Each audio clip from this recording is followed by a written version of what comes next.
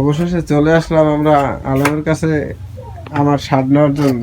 ভাই আমার শার্ট কি হয়েছে? না ভাই হয় নাই। আরে এই 1 মাস যাবত একটা শার্ট দিতে পারতেছেন না, তাই আপনার দোকানের সার্ভিস তো খুব খারাপ। এখন আপনি কি টাইমলি আমার শার্টটা দিতে পারবেন?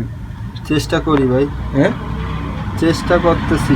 তাই গাইস দেখেন সে কীভাবে সেলাই করে, কীভাবে কাপড়টা ধরতে হয় দেখেন। এই চাইলে তার কাছে যে আপনারা দেখতে পারেন।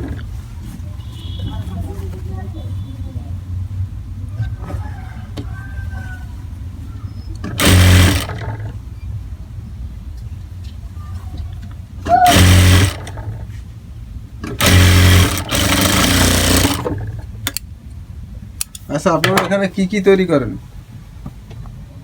ভাই? ভাই তুই মাফ কর। আপনারা এখানে কি কি তৈরি করেন? আমরা সব তৈরি করি। একটু আপনারা কি লেডিস জেন্টস সব ধরনের পোশাক তৈরি করেন? হ্যাঁ হ্যাঁ হ্যাঁ। এসে উনি মাস্টার, উনি সব কিছুই পারে, ঠিক আছে। আর এখানে দেখেন এই শার্ট বানাই রাখছে, এগুলো এখনো কমপ্লিট হয় নাই। এগুলো ওয়াশে যাইবে, ওয়াশ করার পরে তারপর প্যাকিং হইবে। ভাই আপনার ওয়াশটা করেন কোথায় ভাই?